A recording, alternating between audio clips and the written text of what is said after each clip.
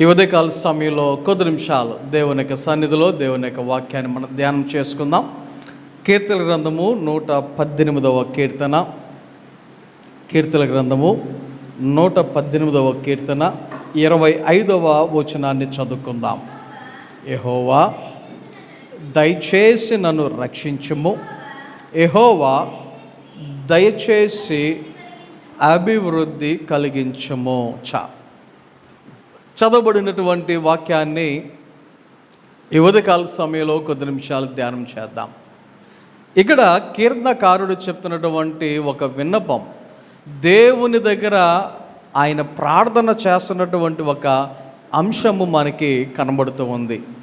ఏంటిది అని మనం ఆలోచన చేస్తే, ఇక్కడ కీర్తనకారుడు అడుగుతున్నటువంటి ఆ యొక్క మాట, ఒకటి రక్షించుము అన్నాడు, రెండు అభివృద్ధి చేయము అని అడుగుతూ ఉన్నాడు. ఏం చేయాలంటే దేవుడు అభివృద్ధి చేయాలంట. సర్వసాధారణంగా మానవులమైన మనందరికీ ఈ రెండు ఆలోచనలు ఎప్పుడు కలిగి ఉంటాం. ఈ రెండు ఆలోచనలు ఎప్పుడు కూడా కలిగి ఉంటాం. ఏంటది? ఒకటి రక్షింపబడాలి. ఇప్పుడు మానవుని దృష్టిలో రక్షింపబడటం అంటే ఫస్ట్ జనరల్గా ఆలోచన చేసేది ఈ యొక్క శరీరానుసారమైనటువంటి రక్షణ. అంటే ఎక్కడికైనా బయటికి వెళ్తే మనము జాగ్రత్తగా వెళ్ళాలి, జాగ్రత్తగా రావాలి. అందుకనే ఒక పాత సామెత ఉంది కదా, క్షేమంగా వెళ్ళి లాభంగా రండి అనేటువంటి మాట జనరల్గా పూర్వకాలం ఎక్కువగా ఆ మాట వాడేవారు.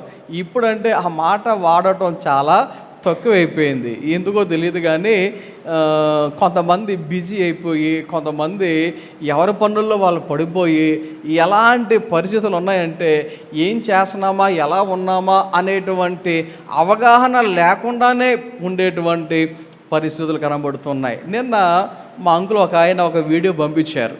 ప్రస్తుత దినాలలో చాలామంది ఫోన్లతో ఎంత బిజీ అయిపోయారో అంటానికి ఒక ఉదాహరణకి ఒక వీడియో పంపించారు. ఆ వీడియో పంపిస్తే అది చూసి చాలా నవ్వుకున్నాను నేను. ఎందుకంటే ఒక వ్యక్తి ఫోన్లో చాలా బిజీగా హోటల్కి వస్తాడు. హోటల్కి వచ్చిన తర్వాత ఆ ఫోన్ చూసుకుంటూనే ఉంటాడు. ఒక టేబుల్ మీద కూర్చుంటాడు. టేబుల్ మీద కూర్చున్న తర్వాత ఎంతసేపటికి పిలవడం, వీళ్ళు వెళ్ళటం లేదు. ఈ లోపల ఒక సర్వర్ వెళ్ళి, సార్ ఏం కావాలంటే బిర్యానీ అంటాడు తప్ప సర్వర్ను ఏం చూడు, ఆ ఫోనే చూసుకుంటూ ఉంటాడు. ఈ లోపల ఆ యొక్క హోటల్ యజమాని ఏం చేస్తాడంటే సర్వర్ తోటి ఒక పని నువ్వు ఇలా చేయి అని తినేసినటువంటి ఒక ఖాళీ ప్లేట్ ఎవడైతే ఇంతకుముందు తినేసి పక్కన పెట్టారో ఆ ఖాళీ ప్లేట్ ఆడ బెటరా అంటాడు. ఆడ బెటరా అంటే ఆ సర్వరు ఆ ఖాళీ ప్లేట్ తీసుకెళ్ళి వాడు ముందు పెడతాడు కానీ ఆడు ఫోన్ చూసుకుంటూ ఉంటాడు తప్ప ప్లేట్ను కూడా చూసుకోడు. 2 నిమిషాల తర్వాత ఆ యజమాని ఏం చేస్తాడంటే బిల్లు పట్టుకెళ్ళి ఈరా అంటాడు. అక్కడ బిల్లు పట్టుకెళ్ళి ఈరా అంటే వీడు బిల్లు తీసుకెళ్ళి అక్కడ పెడతాడు. బిల్లు పెడితే ఈ ఫోన్లో మునిగిపోయిన వాడికి అర్థం కాదు, ఏంటి ఆడు బిర్యానీ తెచ్చాడా, నేను తినేసానా, అప్పుడే అయిపోయిందా, వాడికి ఏం అర్థం కాక బిల్లు ఎంత అనేసరికి అటు బొరగొక్కుని ఇంకా ఏం చేయాలో అనలేక కౌంటర్ దగ్గరకు వచ్చి ఎంత అంటే ఫోన్పే చేసి మరి బిల్లు కట్టేసాడు. బిల్లు కట్టి వెళ్ళిపోతున్నప్పుడు గేట్కి వెళ్ళిన తర్వాత ఈ వ్యక్తి అంటాడు, సార్ బిర్యానీ ఎలాగొందంటే చాలా బాగుంది అని చెప్పి వెళ్ళిపోతాడు. సీరియస్గా ఆలోచన చేయండి ఒకసారి. పరిస్థితులు ఈ రోజుల్లో మనుషులు ఎలాగైపోయారంటే బిజీ అయిపోయినటువంటి పరిస్థితి. చిన్న పిల్లలు కూడా ఫోన్ లేకపోతే పాలు తాగలేని పరిస్థితికి వచ్చేసారు. చిన్న పిల్లలు కూడా ఫోన్ లేకపోతే ఆ యొక్క సెర్లాకో ఫారెక్సో ఏదైతే అది తినలేనటువంటి పరిస్థితి. పూర్వకాలం మన చిన్నప్పుడైతే పిల్లలకు భోజనం పెట్టాలంటే అదిగో చందమామ అని చూపెట్టేవారు. మరి ఇప్పుడు ఇదిగో ఫోను అని చూపెట్టవలసినటువంటి పరిస్థితుల్లోకి వచ్చేసాం. ఆలోచన చేయండి, మనిషి తన యొక్క బిజీ లైఫ్లో తన యొక్క సమయం అంతా కూడా ఏదో రకంగా గజిబిజిగా గడిపేస్తూ సమయాన్ని సంతోషించలేక ఆనందించలేక ఉండేటువంటి పరిస్థితులు. ఆలోచన చేయండి, ఈ మధ్య ఎక్కువగా వస్తున్నటువంటి కార్టూన్ ఫోటో ఒకటి వస్తుంది. ఇంతకు ముందేమో పిల్లల్ని ఇంట్లోకి రారా అని చెప్పేసి లాక్కు రావాల్సి వచ్చేదంట. అంటే రోడ్ల మీదే ఆడతాం వాళ్ళు రోజంతా ఆడటమే. ఇప్పుడు ఇంట్లో నుంచి బయటికి లాగాల్సి వస్తున్నాడు. ఒరే బయటికి వెళ్ళి ఆడుకోరా అని చెప్పి ఎంత చెప్పినా ఇంట్లో నుంచి కదలలేదంట. కారణం ఏంటంటే జనరేషన్లో ఇలాంటి మార్పులు వచ్చేస్తూ ఉన్నాయి. సో మనిషి కోరుకునేది ఏదంటే ఈ లోకానుసారమైనటువంటి రక్షణ, రెండు ఈ లోకములో అభివృద్ధి అనేది సర్వసాధారణంగా కోరుకుంటూ ఉంటాడు. రైట్, మంచిదే, నీకు కాదంటలా. ఈ రెండు మనకి అవసరమే. అయితే ఈ యొక్క విషయంలో ఒక్కసారి మనం ఆలోచన చేస్తే ఎప్పుడు రక్షింపబడతాం, ఎప్పుడు అభివృద్ధి చెందగలుగుతాం, ఎప్పుడు మనము రక్షింపబడగలుగుతాం, ఎప్పుడు మనము అభివృద్ధి చెందగలుగుతాం? దీనికి కూడా మన చేతుల్లోనే ఉంది జవాబు. ఒకటి, మన జాగ్రత్తలో మనం ఉంటే రక్షణ అనేది ఎప్పుడు ఉంటుంది. రెండు, మన యొక్క సంపద ఏదైతే ఉందో అది జాగ్రత్తగా మనం వాడుకోగలిగితే అప్పుడు కూడా అభివృద్ధి అనేది మన చేతుల్లోనే ఉంటూ ఉంటుంది. ఇవన్నీ లోక సంబంధమైనటువంటి విషయాలు నేను మీకు చెప్తా ఉన్నాను. అయితే ఆత్మ సంబంధమైనటువంటి రక్షణ, ఆత్మ సంబంధమైనటువంటి అభివృద్ధి అనేది అది ఎలా వస్తుంది మన చేతికి అంటే మనము దేవునిలో ఉన్న విధానాన్ని బట్టి, దేవునిలో ఎదుగుతున్న విధానాన్ని బట్టి, దేవునిలో నడుచుచున్నటువంటి విధానాన్ని బట్టి. ఎందుకంటే ఈ రెండు కూడా, ఈ లోక సంబంధంగా అలాగే ఆత్మ సంబంధంగా, ఈ రెండు విషయాలలో కూడా మనము రక్షింపబడుతూ ఉండాలి, అభివృద్ధి అనేది చెందుతూ ఉండాలి. మన యొక్క జీవితంలో ఈ రెండు ఎప్పుడైతే మనం కలిగి ఉంటామో అటువంటి వారు మరి లోకములో మరి వారు లోకానుసారంగా మంచిగా ఉంటారు, అలాగే దేవునిలో కూడా మంచిగా ఉంటారు అనే వాక్యాన్ని బట్టి తెలియచేస్తా ఉన్నాను. ఈ యొక్క కీర్తనకారుడు చూడండి, రక్షింపబడటానికి, అభివృద్ధి చెందటానికి ఎవరి సహాయం కోరుతున్నాడు? ఎవరిని అడుగుతున్నాడు అంటే దేవునిని అడుగుతూ ఉన్నట్లుగా ఈ యొక్క 25వ వచనములు మనం చదివితే మనకు కనబడుతుంది. ఏమంటున్నాడు? యెహోవా దయచేసి నన్ను రక్షించుము, యెహోవా దయచేసి అభివృద్ధి కలిగించుము. దేవునిని కోరుతూ ఉన్నాడు, దేవునిని అడుగుతూ ఉన్నాడు. దేవా నన్ను రక్షించు, దేవా నన్ను అభివృద్ధి చేయి అని దేవునిని అడుగుతున్నటువంటి విధానం. ఇందులో కూడా ఆయన అడుగుతున్న విధానములో ప్లీజింగ్గా దయచేసి నన్ను రక్షించు, దయచేసి నన్ను అభివృద్ధి పరచు అని అడుగుతున్నట్లుగా దేవుని యొక్క వాక్యములో మనం ఇక్కడ చదువుతూ ఉన్నాం. ఒకటి, ఈ అభివృద్ధి అనేది ఎవరి చేతుల్లో ఉంటుంది అంటే దేవుని చేతిలోనే. మనము కొరింథీయులకు రాసినటువంటి పత్రికలో మొదటి పత్రిక 3వ అధ్యాయంలో చదివితే అక్కడ దేవుని యొక్క వాక్యము ఇలాగున ఒకటి సెలవిచ్చుచున్నది. అది ఏంటి అని కనుక మనము ఆలోచన చేస్తే 7వ వచనం అనుకుంటూ చూడండి. కాబట్టి ఒక్క నిమిషం 6వ వచనం చదవండి. నేను నాటితిని, అపోలో నీళ్లు పోసెను, వృద్ధి కలుగ చేసిన వాడు దేవుడే. ఇక్కడ వాక్యంలో చదువుతున్నాం కదా, మనం ఈ లోకములో ఏం చేసినా వృద్ధి అనేది ఎవరి చేతిలో ఉందంట? వృద్ధి అనేది ఎవరు చేయాలంట? వృద్ధి అనేది దేవుడు కలుగ చేస్తేనే అక్కడ అభివృద్ధి అనేది ఉన్నది అని దేవుని యొక్క వాక్యములో ఈ యొక్క ఉదయకాల సమయంలో మనము చదువుతూ ఉన్నాం. కాబట్టి ఈ ఉదయకాల సమయంలో కొన్ని విషయాలను మనము ఆలోచన చేద్దాం. మానవులుగా, దేవుని బిడ్డలుగా, విశ్వాసులుగా మనము కొన్ని విషయాలలో అభివృద్ధి అనేది కలిగి ఉండాలి, అభివృద్ధి అనేది పొందుతూ ఉండాలి, అభివృద్ధి అనేది మన యొక్క జీవితంలో కనబడుతూ ఉండాలి. ఇతరులు మనలో ఉన్నటువంటి అభివృద్ధిని వారు గ్రహించగలిగే వారుగా ఉండాలి. చూడండి ఒకసారి, ఫర్ ఎగ్జాంపుల్ ఈ లోకానుసారముగా అభివృద్ధి చెందేటువంటి వారు ఎవరైనా ఉంటే అది ఇతరులకు చాలా అంటే చాలా ఈజీగా కనబడుతూ ఉంటుంది. అది ఇల్లు రూపంలో కావచ్చు, ఆస్తి రూపంలో కావచ్చు, డబ్బు రూపంలో కావచ్చు, లేకపోతే మనకున్నటువంటి ఐశ్వర్య రూపంలో కావచ్చు. జనరల్గా చూసి మనలో ఉన్నటువంటి అభివృద్ధిని కొంతమంది చూడగలుగుతారు. ఓకే, అది లోకానుసారమైనది లేక శరీరానుసారమైనది. అయితే ఆత్మ సంబంధమైనటువంటి అభివృద్ధి ఎలా కనబడుతుంది?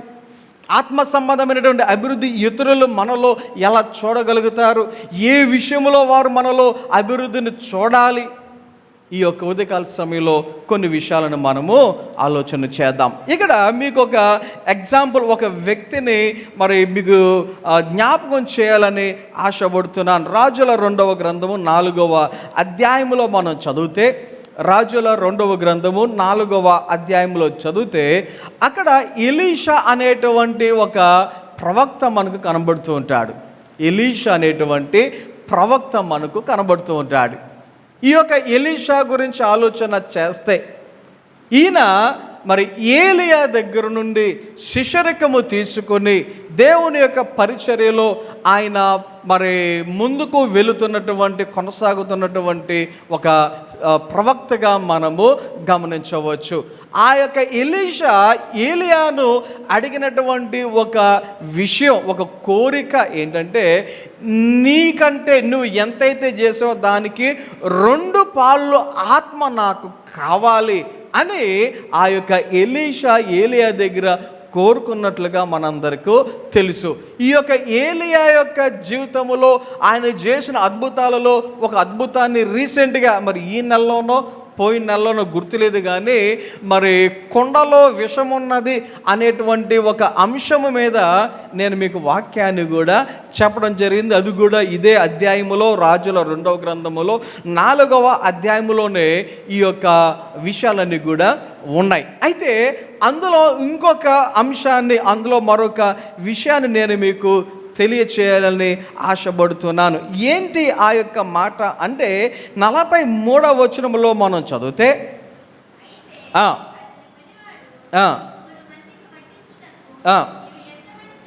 చూడండి ఒకసారి, ఇక్కడ ఒక సందర్భం మనకు కనబడుతుంది. ఏంటి ఆ సందర్భం అంటే, 42వ వచనంలో ఒక లెక్క కనబడుతూ ఉంటుంది. మరియు ఒకడు బయల్షాలిషా నుండి మొదటి పంట బాపతు యవల పిండితో చేయబడిన 20 రొట్టెలను, క్రొత్త గోధుమ వెన్నెలను, కొన్ని పండ్లను తీసుకుని వచ్చి దైవజనుడైన అతనికి కానుకగా ఇయ్యగా. ఒక వ్యక్తి ఎలీషా దగ్గరకు వచ్చి అతని పంటలో పండినటువంటి ఆ యొక్క పంట భాగములో నుంచి కొంత కానుకగా ఎవరికి ఇచ్చాడంట? ఎలీషాకు ఇచ్చినట్టుగా దేవుని యొక్క వాక్యములో ఇక్కడ మనము చదువుతా ఉన్నాం. ఎలీషాకు కానుకగా ఇచ్చాడు. అయితే ఎలీషా దగ్గరకు ఆ యొక్క వ్యక్తి ఈ యొక్క కానుకను తీసుకుని వచ్చిన తరువాత ఎలీషా ఏం చేస్తున్నాడు అని మనం గమనిస్తే, అక్కడ వాక్యంలో మనకు కనబడుతుంది, అతడు జనుల భోజనము చేయుటకు దాన్ని వడ్డించుమనెను. ఏమన్నాడు? జనులు భోజనం చేస్తున్నారు కదా, తీసుకొచ్చినటువంటి యొక్క కానుక ఏదైతే ఉందో అందులో ఏమున్నది? 20 రొట్టెలు ఉన్నాయి అని ఒక లెక్క, ఒక సంఖ్య మనకు కనబడుతుంది. ఆ 20 రొట్టెలను ఏం చేయమన్నాడు ఎలీషా? భోజనం చేస్తున్న వారికి పంచిపెట్టండి అని అన్నాడు అని వాక్యంలో చదువుతున్నాం.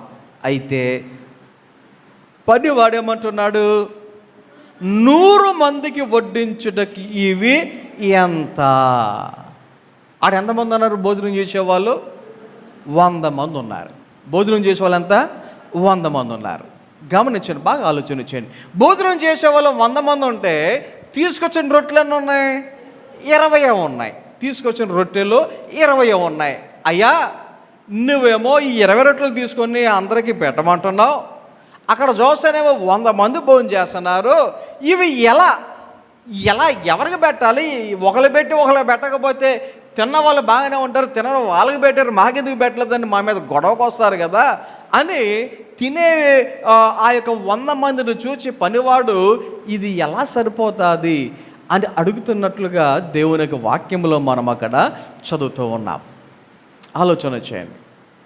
జనరల్గా ఎక్కువ మంది ఉన్నప్పుడు, ఫుడ్ తక్కువగా ఉంటే ఆ సందర్భంలో ఉండే టెన్షన్ అంత అయిందా కాదు. ఇంట్లో ఎవరైనా ఒక ఫంక్షన్ చేసినప్పుడో, ఒక ప్రార్థన ఏర్పాటు చేసుకున్నప్పుడు, భోజనాల కార్యక్రమం పెట్టుకున్నప్పుడు ఒక నలుగురు ఐదుగురికి 10 మందికి మిగులుతుంది అంటే అంటే చాలా నిశ్చింతగా ఉండొచ్చు. కానీ ఒక్కరికి సరిపోదు అన్నా కూడా ఆ టెన్షన్ అంత ఎంత ఉండదు కదా. ఇక్కడ 100 మంది ఉంటే రొట్టెలు ఎన్ని ఉన్నాయి? 20 మాత్రమే ఉన్నాయి. ఆ 20 రొట్టెలను ఎలీషా ఏమంటూ ఉన్నాడు? వెళ్ళి వడ్డించు అంటూ ఉన్నాడు. గమనించండి, ఈ పనివాడు అనుకుంటాడు, ఏంటబ్బా మా అయ్యగారికి పిచ్చి పట్టిందా ఏంటి, అక్కడేమో 100 మంది ఉన్నారు, ఈయన దగ్గర 20 రొట్టెలే ఉన్నాయి, ఈ 20 రొట్టెలు తీసుకెళ్ళి అందరూ పెట్టమంటూ ఉన్నాడు. ఒక్కొక్క రొట్టెని ఎన్ని ముక్కలు చేయాలి? అందరికి పెట్టాలి. రొట్టె పెట్టాలంటే అందరికి రొట్టె పెట్టాలంటే ఒక్కొక్క రొట్టెను 5 ముక్కలు చేయాలి. 20 × 5 100 అవుతాయి. ఆలోచన చేయండి. ఇప్పుడు ఇంకొక విషయాన్ని మీరు గమనించాలి. రొట్టె అంటే వాళ్ళకి అక్కడ అదే ఆహారం, మనకంటే రైస్, బియ్యం, అన్నం, ఇదే మనకు ఆహారం. రొట్టె అంటే జనరల్గా ఒక ఆయన చాలా పెద్ద అయినా కానీ ఒక మాట ఒకసారి ఒక సందర్భంలాగా అన్నాడు, ఏమండి నేను ఫలానా వాళ్ళ ఇంటికి, అంటే వాళ్ళ దేశంలో, ఈ దేశంలో కాదు, వాళ్ళ దేశంలోకి వెళ్తే నాకేదో జ్వరం వచ్చినట్టు నాకు బ్రెడ్ పెట్టారండి అంటున్నాడు. జ్వరం వచ్చినట్టు నాకు బ్రెడ్ పెట్టారు అంటున్నాడు. నేను అన్నాను, ఏమంటే ఆ దేశంలో వాళ్ళు తినేది బ్రెడ్డే కదా, అదే పెడతారు, అది భోజనం వాళ్ళకి దొరకదు కదా అన్నాను నేను. అంటే భోజనం ఉండదా, అన్నం ఉండదా, మరి వాళ్ళు ఏం తింటారు? బ్రెడ్డే. అవునా అని ఈయన చాలా పెద్ద ఆయన ఆశ్చర్యపోయాడు. గమనించండి ఒకసారి. ఇక్కడ ఆ రోజుల్లో వాళ్ళు తినేది రొట్టె. మరి రొట్టెని ఒక్కొక్క, అసలే అది ఎంత సైజో మనకు తెలియదు, కానీ ఆ రొట్టెని ముక్కలు చేస్తే వాళ్ళకి ఏం నిండుద్ది? కడుపు కదా. అయితే ఆ యొక్క సేవకుడు ఏమంటున్నాడో ఒకసారి వాక్యంలో చదువుదాం. చూడండి ఒకసారి, దేవుని యొక్క వాక్యంలో మనం చదువుతున్నాం కదా. 100 మందికి వడ్డించుటకు ఇవి ఎంత ఉన్నాయి చెప్పగా, వారు తినగా మిగులునని యెహోవా సెలవిచ్చున్నాడు గనుక జనులు భోజనం చేయనట్లు వడ్డించమని మరల ఆజ్ఞ ఇచ్చెను. ఏమంటున్నాడు దేవజనుడు? ఏమంటున్నాడు? నీవు వాళ్ళకి పెట్టు, వారు పెట్టిన తర్వాత వాళ్ళు తింటారు, తిన్న తర్వాత ఇంకా ఏమవుతాయి? మిగులుతాయే తప్ప సరిపోలేదు అనేటువంటి జవాబు రాదు, నువ్వు పెట్టు అని అన్నట్లుగా దేవుని యొక్క వాక్యములో మనము గమనిస్తూ ఉన్నాం. ఇక్కడ ఒక విషయాన్ని నేను మీకు చెప్పాలని ఆశపడుతున్నాను. ఏంటి ఆ విషయం అంటే, ఎలీషా తాను ఎంత విశ్వాసం కలిగి ఉన్నాడో ఒకసారి మీరు ఇక్కడ గమనించాలి. ఎలీషా ఏం కలిగి ఉన్నాడు? విశ్వాసమును కలిగి ఉన్నాడు అనేటువంటి విషయాన్ని మీరు ఇక్కడ గమనించాలి. ఇలాంటి సందర్భమే క్రొత్త నిబంధన కాలములో యేసయ్య ఈ భూమి మీద నివసించుతున్నటువంటి సందర్భంలో కూడా జరిగినటువంటి సందర్భాలు ఉన్నాయి 2 సార్లు. దేవుడి యొక్క వాక్యంలో మనం గమనిస్తే ఒకసారి మరి యేసయ్య బోధిస్తూ ఉంటే జనాలందరూ కూడా కూర్చుని యేసయ్య మాటలు వింటూ ఉండిపోయారు. అక్కడ నిద్ర మర్చిపోయారు, ఆకలి మర్చిపోయారు. యేసయ్య చెప్తున్నటువంటి ప్రతి మాటను వింటూ ఉంటే శిష్యులు అంటూ ఉంటారు, అయ్యా వీళ్ళు వచ్చి 3 రోజులు అయిపోయింది, ఒకళ్ళు ఇంటికి వెళ్ళిపోతే పడిపోతారేమో, వాళ్ళని త్వరగా ఇంటికి పంపించి చీకపడక ముందే అంటే యేసయ్య ఏమంటాడంటే, ముందు వాళ్ళకి భోజనం పెట్టండి అన్నాడు. ముందు వారికి ఏం చేయాలి? భోజనం పెట్టండి. భోజనం పెట్టండి అంటే కొంతమంది శిష్యులు లెక్కలేసేస్తున్నారు. అమ్మో ఇక్కడ జనాలను చూస్తే పురుషులే ఇంచుమించు 5,000 మంది పురుషులు ఉన్నారు, ఇంకా స్త్రీలు పిల్లలు గాక మరి వాళ్ళు కూడా లెక్కేసుకొని ఇంకెంతమంది ఉంటారో, కాబట్టి వీళ్ళందరికీ కొనాలంటే ఇంచుమించు ఇంత డబ్బు అవసరం, అది మన దగ్గర ఎక్కడ ఉంది, కాబట్టి వాళ్ళని త్వరగా పంపించేయి అన్నట్టుగా మాట్లాడుతూ ఉంటే, తినటానికి మీ దగ్గర ఏమున్నాయి అంటే అక్కడ శిష్యులు ఎవరి దగ్గర ఉన్నాయా, ఎవరి దగ్గర ఏమైనా ఉన్నాయా అంటే ఒక పిల్లోడి దగ్గర ఏమున్నాయంట? 2 చేపలు 5 రొట్టెలు ఉన్నాయంట. ఆలోచన చేయండి. ఆ పిల్లోడు కూడా ఎవరో, ఆ పిల్లోడు కూడా వాళ్ళ అమ్మ ఒరే బాబు నీకు ఆకలేస్తే తిను అన్నట్టుగా పెట్టినట్టుంది. వాడు కూడా తినటం మర్చిపోయాడు. వాడు కూడా తినటం మర్చిపోయాడు. వాడు కూడా ఆయన యొక్క మాటల్లో అలాగున ఉండిపోయినట్టున్నాడు. వాడు తినలేదు అనుకుంటా. ఆ 2 చేపలు, ఆ యొక్క 5 రొట్టెలు అలా ఉండిపోయిన వాడి దగ్గర. అయితే ఇవి తప్ప ఇంకేమీ లేవంటే యేసయ్య ఏం చేశాడు?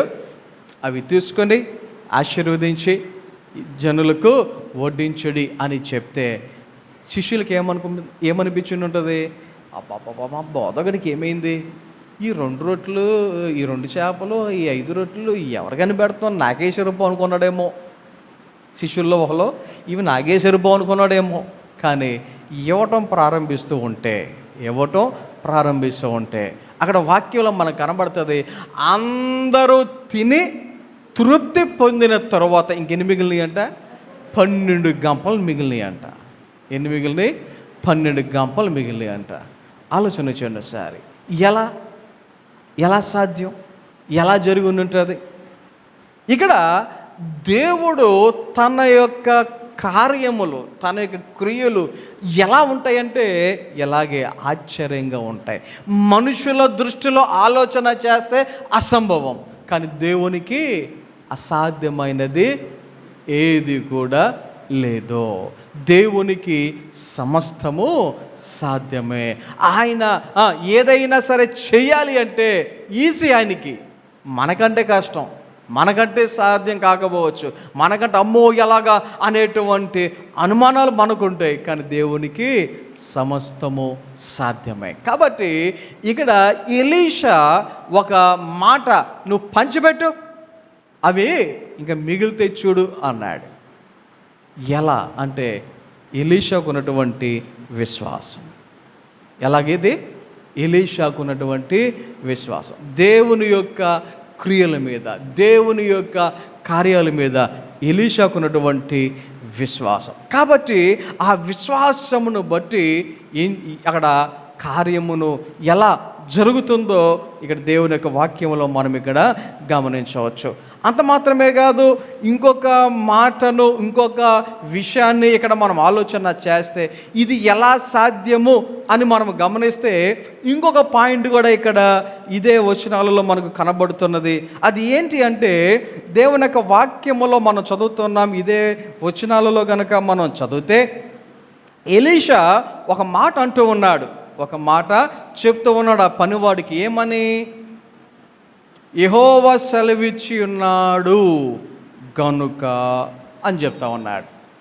ఏమని చెప్తున్నాడు? ఇది మిగులుతుంది. ఆడ 100 మంది ఉన్నారు, చేతిలో 20 రొట్టెలు మాత్రమే ఉన్నాయి. ఈ పనివాడేమో ఎలాగా అని అడిగితే నువ్వు ఇంకా మిగులుతాయి. కారణం ఏంటంటే ఇది ఎవరు సెలవిచ్చారు? యెహోవా సెలవిచ్చి ఉన్నాడు అని చెప్తా ఉన్నాడు. ఇక్కడ ఇంకొక విషయాన్ని మనము గ్రహించాలి, గమనించాలి. అదేంటి అంటే దేవుడు సెలవిచ్చినప్పుడు, ఎప్పుడు చెప్పండి? దేవుడు సెలవిచ్చినప్పుడు, దేవుడు చేయమన్నప్పుడు, ఆయన యొక్క చిత్త ప్రకారముగా ఎప్పుడైతే ఆయన యొక్క క్రియలు, ఆయన యొక్క కార్యములు చేయటానికి మనం ముందుకు అడుగు వేస్తామో ఖచ్చితంగా ఆ సందర్భములో దేవుని యొక్క కార్యాలు చాలా అంటే చాలా బాగా జరుగుతాయి అని వాక్యాన్ని బట్టి మనము గమనించవలసిన వారమై ఉన్నాం. ఇప్పుడు అంటే దేవుని మీద ఆధారపడి ఆయన మాట ప్రకారముగా చేసినప్పుడు, ఆయన సెలవిచ్చినట్టుగా మనము చేసినప్పుడు, ఆయన చెప్పినట్టుగా మనము చేసినప్పుడు ఆలోచన చేయండి. ఇక్కడ ఎలీషా ఆయన సొంత మాట ఆయన చెప్పాడా, లేక దేవుడు చెప్పమన్నది చెప్పాడా? వాక్యంలో ఏముంది? యెహోవా సెలవిచ్చి ఉన్నాడు. దేవుడు చెప్పాడు కాబట్టి ఇది జరుగుద్ది, నువ్వు చెయ్యి. దేవుడు చెప్పాడు ఇది జరుగుద్ది కాబట్టి నువ్వు వడ్డించు. చేతులు 20 రొట్టెలే కనబడుతున్నాయి, మనుషులేమో 100 మంది కనబడుతున్నారు. కానీ ఎలీషా అంటున్నాడు దేవుడు సెలవిచ్చాడు, నువ్వు చేయి. ఆలోచన చేద్దాం. దేవుని యొక్క చిత్తమును మనము ఎంతవరకు నెరవేర్చగలుగుతూ ఉన్నాం?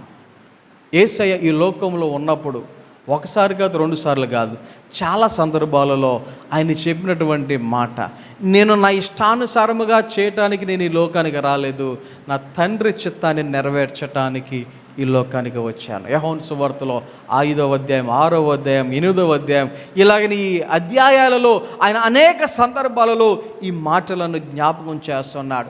నేను నా సొంత నిర్ణయాన్ని చేయటానికి నేను రాలా, తండ్రి నిర్ణయం చేయటానికి, తండ్రి చిత్తాన్ని నెరవేర్చడానికి, తండ్రి మాట ప్రకారముగా నేను ఇక్కడ చేయటానికి వచ్చి ఉన్నాను అనేటువంటి విషయాలు యేసయ్య అనేక సందర్భాలలో చెప్పినట్టుగా దేవుని యొక్క వాక్యాలలో మనకు కనబడుతూ ఉంటాయి. ఆలోచన చేయండి, ఆయన మాట చొప్పున చేసినప్పుడు అభివృద్ధి అనేది మనము చూడగలుగుతాం. విశ్వాసమును కనబరిచినప్పుడు అభివృద్ధి అనే దానిని మనము చూడగలుగుతాం. యేసయ్య చనిపోయి మరి తిరిగి లేచిన తర్వాత ఆయన శిష్యులు కొంతమంది అరే ఏం చేద్దాం అని అనుకుని, కొంతమంది సరే మన పని ఏదో మనకి తెలిసిన పని మనం చేసుకుందాం, చేపలు పట్టడానికి వెళ్ళిపోదాం అని పేతురుతో పాటు కొంతమంది చేపలు పట్టడానికి వెళ్ళిపోయినటువంటి పరిస్థితులు మనకి యోహాను సువార్త 21వ అధ్యాయంలో మనకు కనబడుతూ ఉంటాయి. అయితే యేసయ్య అక్కడికి వచ్చి ఆ యొక్క శిష్యులు మరి చేపలు పడుతూ ఉండగా వాక్యంలో కనబడుతుంది, రాత్రంతా శ్రమ పడ్డారంట, కానీ ఒక్క చేప కూడా వారికి దొరకలేదు. కానీ యేసయ్య అంటాడు, మీ కుడి వైపున వల వేయుడి అంటే అక్కడ వాక్యంలో మనం చదువుతాం, ఆయన మాటను బట్టి వారు అలాగున చేసిరి అని. అయితే ఎప్పుడైతే కుడి ప్రక్కన వల వేస్తారో వాక్యంలో కనబడితే విస్తారమైన గొప్ప చేపలు అని ఉంటుంది వాక్యంలో. సంఖ్య కూడా ఉంటుంది, 153 గొప్ప చేపలు అని ఉంటాయి.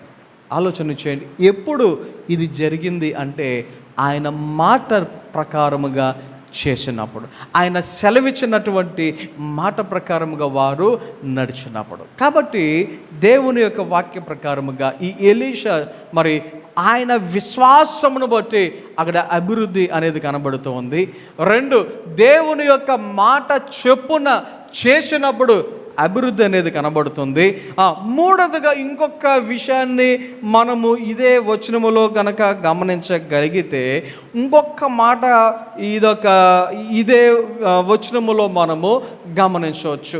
ఏంటి అంటే 42వ వచనము కనబడుతుంది కదా, ఒకడు ఇవన్నీ తీసుకొని ఎలీషా దగ్గరకు వచ్చి ఎందుకు ఇచ్చాడు? కానుకగా ఇచ్చాడంట. ఎందుకు ఇచ్చాడు చెప్పండి? కానుకగా ఇచ్చాడు. ఇప్పుడు జనరల్గా ఆలోచన చేద్దాం. ఇప్పుడు ఎలీషా చేతికి కానుకగా అవి వచ్చినాయి. ఎలీషా ఏం చేయాలి వాటిని? ఏం చేయొచ్చు వాటిని? తన సొంతానికి వాడుకోవచ్చు, తన ఇంటిలోకి వాడుకోవచ్చు. అవునా? ఇంట్లో వాడుకుంటే అడిగేవాళ్ళు ఎవరు లేరు అక్కడ కదా. కానీ అది కానుకగా ఆయనకు ఇచ్చిన ఎలీషా ఏం చేస్తున్నాడు ఇక్కడ? ఒక్కటంటే ఒకటి, ఒక రొట్టె కూడా తనకు ఉంచుకోకుండా మొత్తాన్ని ఏం చేస్తున్నాడు? ఇవ్వటానికి సిద్ధపడ్డాడు. ఒకటంటే ఒకటే, తను ఉంచుకొనకుండా ఏం చేస్తున్నాడు? మొత్తం అది పంచిపెట్టడానికి, ఆకలితో ఉన్న వారికి, భోజనం చేస్తున్న వారికి అది ఇవ్వాలి అని ఆయన ఒక నిర్ణయాన్ని తీసుకున్నాడు. ఆలోచన చేయండి, ఇక్కడ ఒక సీక్రెట్, ముఖ్యంగా దేవుని బిడ్డలుగా ఒక సీక్రెట్ ఏంటంటే, మనకి ఏం కావాలో దేవునికి సమస్తము తెలుసు. మత్తయి సువార్త 6వ అధ్యాయంలో ఈ విషయాలన్నీ మనకు కనబడుతూ ఉంటాయి. సో ఆయనకు మొత్తం కూడా తెలిసినటువంటి దేవుడు. ఇంకో మాట కూడా చదువుతాం, రేపటి గురించి మీరు చింతించకుడి.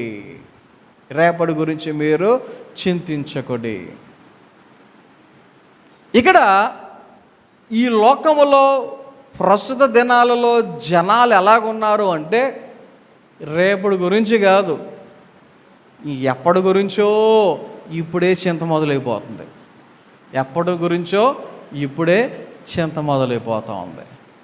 ఒక చిన్న పిల్ల అంట ఒకసారి మూలలో కూర్చొని ఆలోచించేస్తుందంట.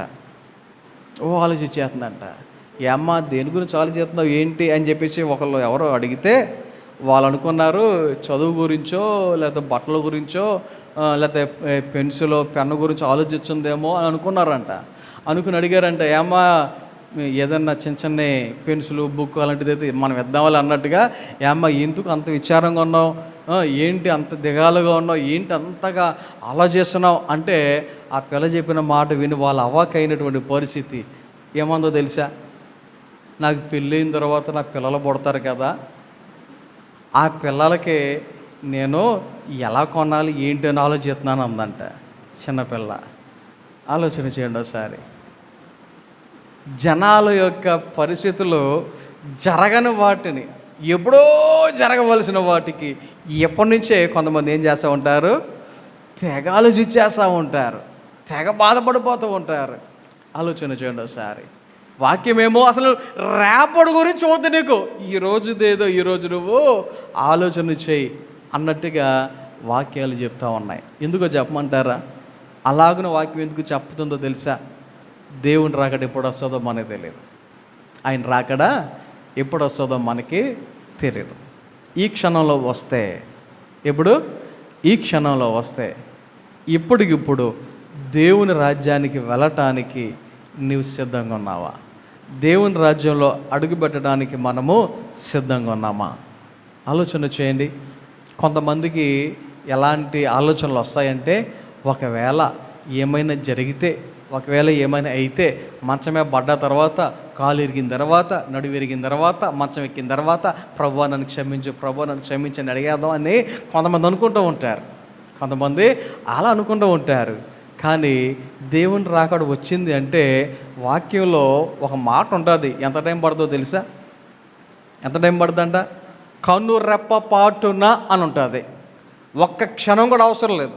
కనురెప్ప పాటున మనుషుడు మార్పు చెందుతాడు అని దేవుని యొక్క వాక్యాలు తెలియచేస్తూ ఉన్నాయి.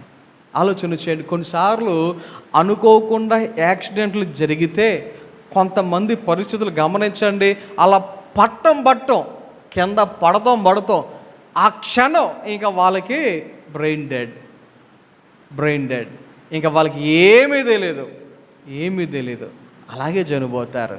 ఇంకా సమయం లేనప్పుడు ఇంకెప్పుడు మార్పు చెందుతావు? సమయం లేనప్పుడు ఎప్పుడు క్షమించమని అడుగుతావు? ఆలోచన చేయండి ఒకసారి. కాబట్టి దేవుని యొక్క వాక్యములో కొన్ని విషయాలు కనుక మనం ఆలోచన చేస్తే, మనము ఎప్పుడైతే ఇచ్చేవారముగా ఉంటామో, ఇప్పుడు చెప్పండి, మనం ఎప్పుడైతే ఇచ్చేవారముగా ఉంటామో దేవుని యొక్క దీవెనలు, దేవుని యొక్క ఆశీర్వాదాలు, ఇంకొక మాటలో చెప్పాలంటే మరి దేవుడి దగ్గర నుంచి మనం అభివృద్ధి అనేది ఇచ్చే విషయంలోనే అభివృద్ధి అని దేవుని యొక్క వాక్యాలు మనకు తెలియచేస్తూ ఉన్నాయి. కొన్ని వచనాలు కనుక మీరు ఆలోచన చేస్తే, అపోస్తుల కార్యములు 20వ అధ్యాయము చూడండి, 35వ వచనంలో మీరు చదివితే, అపోస్తుల కార్యములు 20వ అధ్యాయం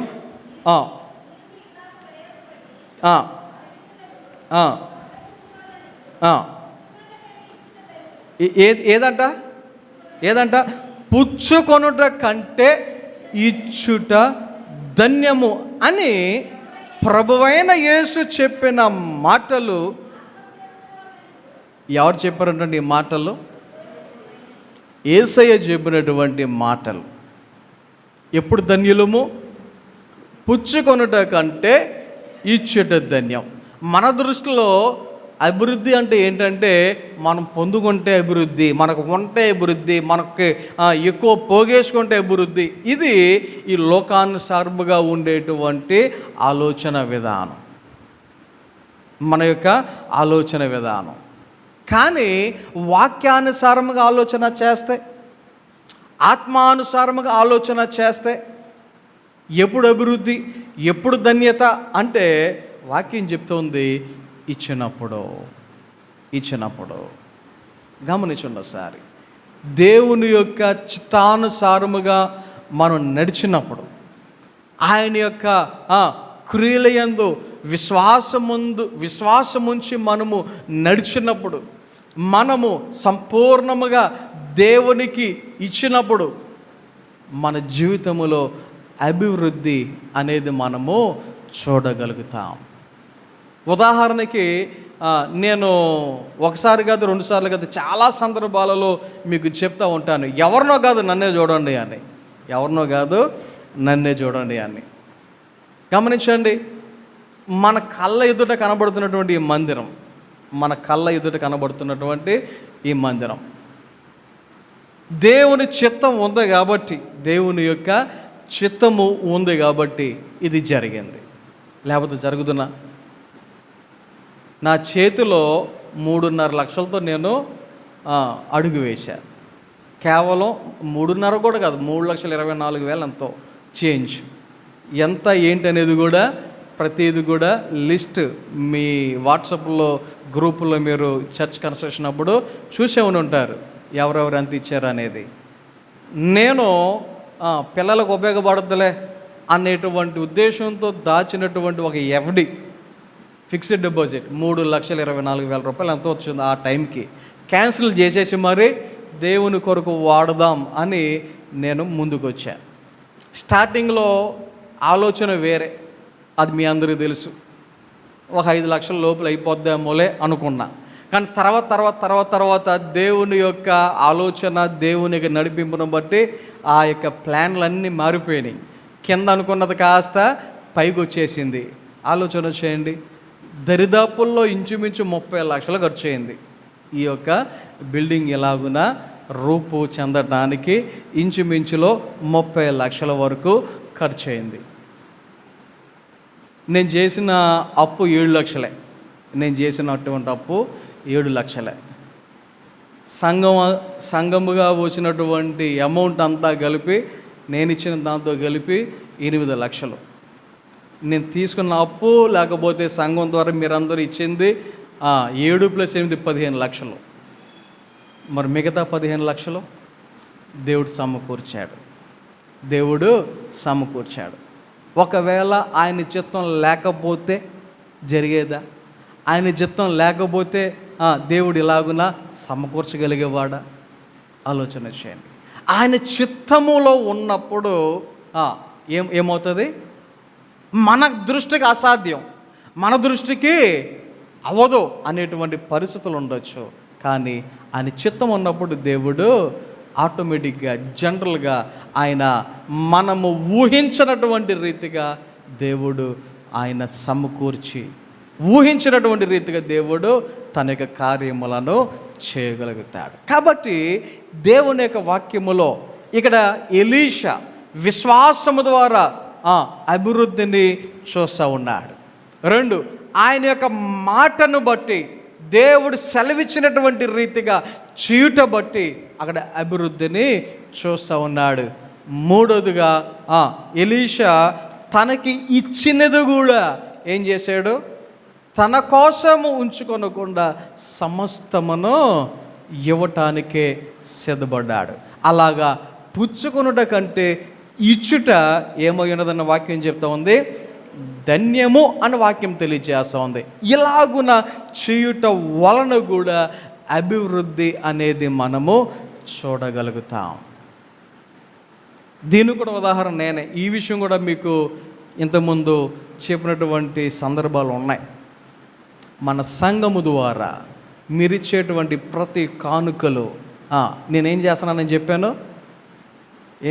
చెప్పాను, కొంతమంది సేవకులకు వాళ్ళకి కొంత అమౌంట్ నేను ఇస్తూ ఉన్నాను. ఒక 30 మంది సేవకులు మన సంఘము ద్వారా మరి వారు కొద్దో గొప్ప పోషింపబడుతూ ఉన్నారు.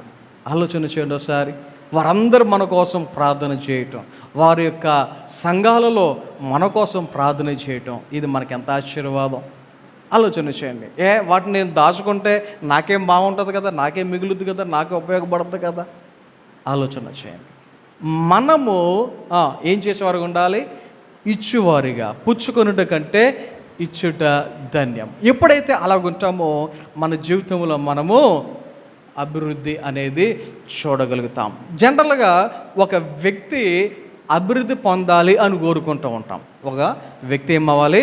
అభివృద్ధి పొందాలని కోరుకుంటూ ఉంటాం. మంచిదే. అయితే ఏ విషయాలలో అభివృద్ధి కావాలి? లోకానుసారంగా, శరీరానుసారంగా, లేకపోతే ఆస్తిపాస్తుల విషయంలో, ఆర్థికపరమైన విషయాలలో అభివృద్ధి అనేది జనరల్గా కావాలి అని మనము కోరుకుంటాం. అయితే ఆత్మీయంగా, ఆత్మీయముగా చూడండి. ఒక వచనం 2 కొరింథీయులు రాసిన పత్రికలో 8వ అధ్యాయంలో మనం చదివితే అక్కడ 7-8 వచనాలు ఇలాగూ సెలవిస్తూ ఉన్నాయి. మీరు ప్రతి విషయములో అనగా ఎక్కడంట, విశ్వాసమందును, ఉపదేశమందును, జ్ఞానమందును, సమస్త జాగ్రత్త యందును, మీకు మా ఎడలనున్న ప్రేమ యందును ఎలాగూ అభివృద్ధి పొందుచున్నారో అలాగే మీరు ఈ కృపయందు కూడా అభివృద్ధి పొందునట్లు చూచుకొనుడి. ఇక్కడ కొరింథీలో ఉన్నటువంటి సంఘానికి పౌలు గారు చెప్తున్నటువంటి మాట, వారు ఏ ఏ విషయాలలో అభివృద్ధి పొందుతూ ఉన్నారంట? ఒకటి, విశ్వాసమందు అభివృద్ధి పొందుతూ ఉన్నారు. ఓకే, ఒకసారి మన కోసం మనం ఆలోచన చేద్దాం. ఎంతమంది ఎంతవరకు మన యొక్క విశ్వాస జీవితంలో అభివృద్ధి అనేది పొందగలుగుతూ ఉన్నాం? రెండవది, ఉపదేశమందు ఏమవ్వాలంట? మనము అభివృద్ధి చెందువారుగా ఉండాలంట. అంటే ఇతరులకు మనము చెప్పేటువంటి స్థితిలో మనం ఉండాలంట. ఏం చెప్పాలి? కొంతమందికి ఒక పెద్ద డౌట్ వచ్చేసింది, ఏం చెప్పాలి, నేనేం చెప్పాలి? ఆలోచన చేయండి. ఏ తమిళ భాషో, మలయాళ భాషో, లేకపోతే మీకు రాని లెక్కలో వాటి గురించి చెప్పమనేం కాదు ఇక్కడ వాక్యం చెప్పేది. ఉపదేశించండి అంటే ఏం ఉపదేశించాలి? సువార్తను, నీకు తెలిసిన సువార్తను, నీకు తెలిసినటువంటి ఆ యొక్క సువార్త విషయమును ఇతరులకు ఏం చేసేవారుగా ఉండాలి? బోధించేవారుగా ఉండాలి. ఇంకేముంది? జ్ఞానమందును మనం ఏమవుతూ ఉండాలంట? జ్ఞానమందు కూడా అభివృద్ధి చెందుతూ ఉండాలి. అదే సామెత ఉంది కదా, చిన్నప్పుడు బాగానే మాట్లాడేవాడంట, కాకరకాయ అనేవాడంట. చదువుకి పోయిన తర్వాత వాడు ఏమంట మొదలు పెట్టాడు? కేకరకాయ అన్నాడంట. ప్రస్తుత పరిస్థితుల్లో కొంతమంది అలా తయారవుతున్నారు, కొంతమంది అలాగ తయారవుతున్నారు. చదువు ఎక్కువైపోయి ఈ జ్ఞానం ఏమైపోయిందో అర్థం కావట్లే కొంతమందికి. ఆలోచన చేయండి. జ్ఞానంలో ఏమవ్వాలని వాక్యం చెప్తుంది? అభివృద్ధి చెందాలి. అందుకనే చదవవలసిన సమయంలో చదివేవారుగా ఉండాలి, చదవవలసిన సమయంలో చదివేవారుగా ఉండాలి. రీసెంట్గా నేను పిల్లలతో ఒక మాట అన్నాను, మీరు చదువుతున్నారు కదా, మీరు మహా అయితే ఇంటర్, డిగ్రీ తర్వాత పీజీ ఇవన్నీ చదవటానికి మీరు మహా అయితే ఒక డిగ్రీ చదివితే 18-19 సంవత్సరాలు డిగ్రీ అయిపోద్ది. ఒకవేళ పీజీ చదివితే 21 సంవత్సరాలకి పీజీ కూడా అయిపోద్ది. ఇంకా పీజీ అయిపోయిన తర్వాత ఇంక మిమ్మల్ని చదవమని ఎవరైనా చెప్తారా? చదువు చదువు చదువు చదువు అని ఎవరైనా అంటారా? సో అప్పటికి ఎవరు మిమ్మల్ని చదవమనరు. కాబట్టి చదివేది ఏదైనా ఉంటే ఇప్పుడే చదవండి అని ఒక చిన్న మాట నేను చెప్పడం జరిగింది. ఆలోచన చేయండి. జ్ఞానములో ఏమవ్వాలంటే మనము వర్ధిల్లాలి, అభివృద్ధి చెందాలి. ఒకటి, ఈ లోక సంబంధమైన జ్ఞానములో మనం అభివృద్ధి చెందాలి.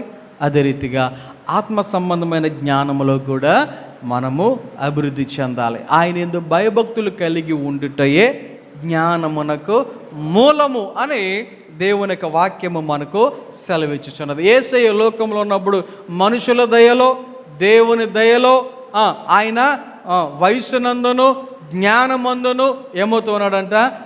అభివృద్ధి చెందుచూ ఉండెను అని దేవుని యొక్క వాక్యములో మనము చదువుతూ ఉంటాం. కాబట్టి జ్ఞానములో ఏమవుతూ ఉండాలి? మనము అభివృద్ధి చెందుతూ ఉండాలి. అలాగే సమస్త జాగ్రత్త యందును, జాగ్రత్తలో కూడా ఎలాగ ఉండాలంట? అభివృద్ధి చెందాలంట. జాగ్రత్తలో అభివృద్ధి చెందడం అంటే మీకు అర్థమైందా? మొన్న శాశ్వతరావు వాళ్ళ ఇంటి దగ్గర ఒక ఎగ్జాంపుల్ చెప్పాను కదా, స్టీల్ గ్లాసులో ఎవరైనా మా చేతికి నీళ్ళు కానీ డ్రింక్ కానీ ఏదైనా ఇచ్చారనుకోండి, జాగ్రత్తగా పట్టుకోండి అని ఎవరు చెప్పరు మనకి. ఒకవేళ గాజు గ్లాస్ వేస్తే మన చేతికి, గాజు గ్లాస్ వేస్తే పెద్దోళ్ళకి చెప్పకపోవచ్చు, అది చిన్నపిల్లలకైతే వాళ్ళని గట్టిగా పట్టుకున్నాను అన్నా సరే కొంతమంది ఉంటారు, వీళ్ళు చేయి విడిచిపెట్టరు. నేను తాగేస్తాను, నేను పట్టుకుంటాను రా అని చెప్పి కొంతమంది పెద్దవాళ్ళు అయితే గాజు గ్లాసుని విడిచిపెట్టడానికి కూడా ఇష్టపడరు. కారణం ఏంటి? జాగ్రత్త. ఆ జాగ్రత్త లేకపోతే అది గ్లాసు కొద్దిగా ఒకవేళ చేయి జారితే ఏమైపోతుంది, పగిలిపోద్ది కదా. ఆలోచన చేయండి. జాగ్రత్త విషయంలో కూడా ఏమవ్వాలంట, మనము అభివృద్ధి అంటే డ్రైవింగ్ చేసినప్పుడు ఎంత జాగ్రత్తగా ఉంటామో, ప్రయాణాలు చేసినప్పుడు ఎంత జాగ్రత్తగా ఉంటామో, లేకపోతే కొన్ని కఠినమైనటువంటి పరిస్థితులు, ప్రమాదకరమైన పరిస్థితులు చేసేటప్పుడు ఎంత జాగ్రత్తగా ఉంటామో, మరి ముఖ్యంగా ఆత్మ సంబంధముగా ఈ లోకములు జీవించే సమయంలో కూడా జాగ్రత్తగా ఉండాలి. ఆ జాగ్రత్తలో మనం ఏమవ్వాలి, అభివృద్ధి చెందాలి. ఇంకేముంది, మీకు మా ఎడల ఉన్న ప్రేమయందు, ప్రేమలో కూడా ఏమవ్వాలంటే మనము అభివృద్ధి చెందాలి. ప్రేమించే విషయంలో అభివృద్ధి చెందాలి. ప్రేమించే విషయంలో అభివృద్ధి అనేది మనము కనబరచాలి.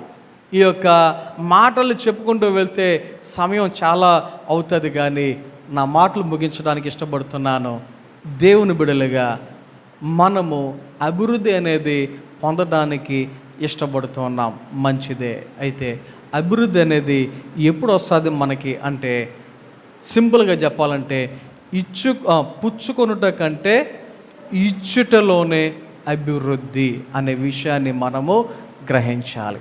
ఎలీషా జీవితంలో నేను 3 విషయాలు చెప్పాను. ఒకటి, విశ్వాసము ద్వారా అభివృద్ధి అని చెప్పాను. రెండవది, దేవుని యొక్క మాట ప్రకారముగా చేయుటను బట్టి అభివృద్ధి అని చెప్పాను. మూడవది, తను సొంతగా తాను దాచిపెట్టుకొనకుండా సమస్తమును ఇచ్చినటువంటి విధానాన్ని బట్టి కూడా అక్కడ అభివృద్ధి అనేది జరగటం అనేది దేవుని యొక్క వాక్యములో మనము చదువుతూ ఉన్నాం. చదవండి ఒకసారి ఆ వచనం, రాజుల 2వ గ్రంథము 4వ అధ్యాయములో మనము 44వ వచనములో చదివితే, పనివాడు వారికి వడ్డింపగా యెహోవా సెలవిచ్చినట్లు అది వారు తినిన తరువాత మిగిలిపోయేను. ఏమైందంట? మొదట సరిపోతాయా అని అడిగినటువంటి ఆ పనివాడు, అదే పనివాడు వడ్డించాడు. అదే పనివాడు ఇప్పుడు ఏం చెప్తా ఉన్నాడు, అయ్యా అందరూ తినేశారు, అందరి కడుపులు నిండిపోయినాయి, అయినా సరే ఇంకేమైనా మిగిలిని. అక్కడ యాక్చువల్గా వెళ్ళినటువంటి రొట్టెలు 20. అక్కడ భోజనానికి కూర్చున్న వారు 100 మంది. కానీ అందరూ తిన్న తర్వాత కూడా ఏమైనా మిగిలిని. ఇది అభివృద్ధి. గమనించండి. ఆ 20 రొట్టెల్లో ఒక 10 ఆపేసి మిగతా పదార్థాలని ఒక్కొక్క రొట్టెని 10 ముక్కలకి చించేసి ఎవరికి సరిపడకుండా, ఎవరికి కడుపు నిండకుండా, ఏదో టేస్ట్కి రుచూడు అన్నట్టుగా పెట్టేసి 10 మిగిలిని అని చెప్పలేదు. అక్కడ అలా చెప్పలేదు. వాక్యంలో మనం చదువుతున్నాం, వారందరూ తినిన తరువాత, రుచి చూసిన తర్వాత కాదు, ఏ తర్వాత, తిన్న తరువాత ఏమైనాయి అంట, మిగిలిన. సో అభివృద్ధి అనేది ఎప్పుడు మన జీవితంలో చూస్తామంటే విశ్వాసము ద్వారా, దేవుడు సెలవిచ్చినటువంటి రీతిగా చేయుట ద్వారా. 3, మనము ఇతరులకు ఇచ్చుట ద్వారా. సో వాటిని మనం చేయగలుగుతున్నామా లేదా ఒకసారి పరిశీలన చేసుకొని, అభివృద్ధి అంటే దాచిపెట్టుకుంటే అభివృద్ధి కాదు, ఇస్తే అభివృద్ధి అనేటువంటి విషయాన్ని గ్రహించి మనము దేవుని బిడ్డలుగా అభివృద్ధి పొందుకుందాం. కొద్ది మాటలు దేవుడు మన వినికిడిలో ఫలింప చేసి నడిపించును గాక. ఆమేన్. చిన్న ప్రార్థన చేసుకుందాం. అందరూ కూడా తలలు వంచండి, కళ్ళు మూసుకోనండి. ప్రార్థన.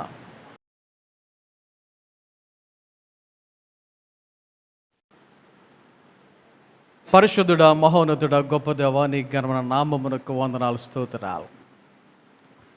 ఈ ఉదయకాల సమయంలో నీ బిడ్డలైన మమ్మల్ని అందరినీ ప్రేమించి నీ సన్నిధి నడిపించి, దేవా నీ యొక్క సన్నిధిలో పాటల ద్వారా నేను స్తుతించడానికి, ఆరాధించటానికి, నీ వాక్యాన్ని చదవటానికి, ధ్యానించటానికి, మీరు చేసిన మేలులను బట్టి నీ సన్నిధిలో సాక్ష్యము చెప్పడానికి మీరు ఇచ్చిన అవకాశాన్ని బట్టి వందనాలు. అలాగే ఈ ఉదయకాల సమయంలో దేవా, నీ బిడ్డలమైన మేమందరం నీ వాక్యాన్ని ధ్యానించడానికి మీరు ఇచ్చిన అవకాశాన్ని బట్టి వందనాలు. మనిషి ఎలా అభివృద్ధి చెందుతాడు, ఎప్పుడు అభివృద్ధి చెందుతాడు అనేటువంటి విషయాలను మేము కొన్ని ధ్యానం చేసి ఉన్నాం. దేవా, ఆ యొక్క విన్న వాక్యాన్ని మా హృదయాలలో భద్రపరచుకునటానికి సహాయం దయచేయండి.